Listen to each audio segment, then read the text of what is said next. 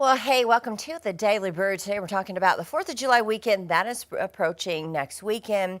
And Airbnb is doing their best to deter people from renting out homes and partying. They have some anti-partying technology that they've Huh. deployed. So what kind of anti-party technology are we talking about here, Joe? So this is an effort to prevent those disruptive bookings, right? Because last year they say that this tool, which I believe it's some sort of just like a camera technology, 20,000 people nationwide, they were kept from booking entire homes, including 15 cases in Little Rock. Interesting. Now, I will say, that does kind of concern me if you're staying there. Is people watching me, while I'm, staying Yeah, there? that's a good question. Because, That's a good I wonder if question. it's I don't know much about it. Is it like a heat sensing technology where if they feel you running around or something, or maybe decibel, sound levels? I guess I should have looked that up beforehand. Yeah, but I mean, I will say, regardless, it does seem a little ridiculous, especially if they have cameras. All right, now we're getting bordering on being a little bit creepy. Yeah, you don't want people watching you. Yeah. Yeah. Analyzing booking factors. Okay.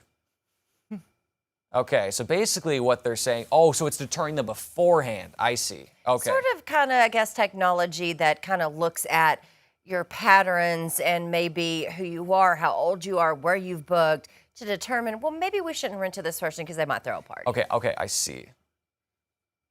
Oh, shorter stays get flagged. Okay, so it looks like it'll be before, not during. Okay, that helps a little bit. But I was going to say, because I think that's illegal to have cameras inside your home. But yeah, that's a little scary. But okay, that makes more sense. Well, prediction markets like Kalshi and Polymarket that allow people to bet on nearly anything, they're big business. And now Mark Zuckerberg wants Meta to get in on the action. The New York Times reports that Zuckerberg has instructed a team to build a standalone betting app called Arena. No real money would be exchanged. Instead, people would wager with allotted play money on the outcome of future events.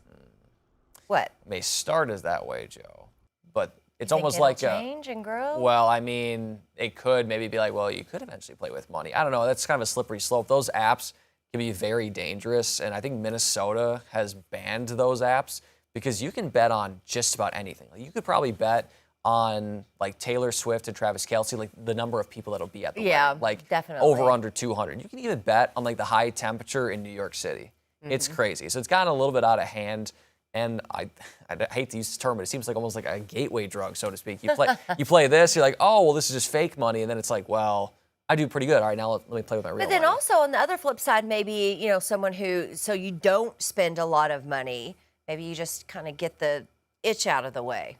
I don't know. But then if you're itching, there might be a problem. Yeah, and apparently our producer, Jonah, just whispered in my ear, $2 million has already been wagered on their wedding already, and I'm sure that number is only going to climb as it gets closer. Oh, I'm sure it is. It's becoming a big deal. I kind of feel like New York City this next weekend is going to be flooded with paparazzi.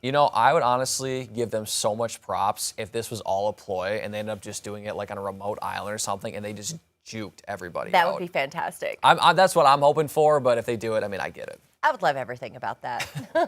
All right, all the tourists love American food for the World Cup. We've never been talking about it for weeks now. We've been talking about it for weeks now, right? The ranch dressing, all of the things, but false claims are going viral about what the Norwegian men's soccer team is eating during the World Cup.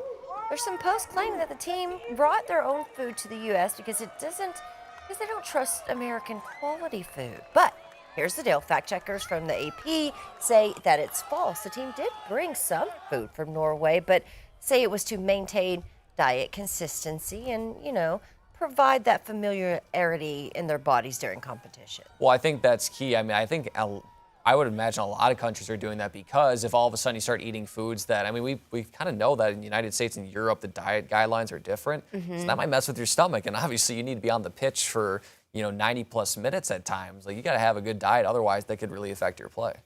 Definitely so, because, I mean, I kind of feel like if that could put you out of the competition completely. And this is not the stage to do that. Yeah, I was going to say, maybe if this was a friendly competition or even just an exhibition. But if you're talking about the World Cup, something that only happens once every 4 years, especially Norway, who I think has been doing pretty well. I think what they've been doing, I think it's working.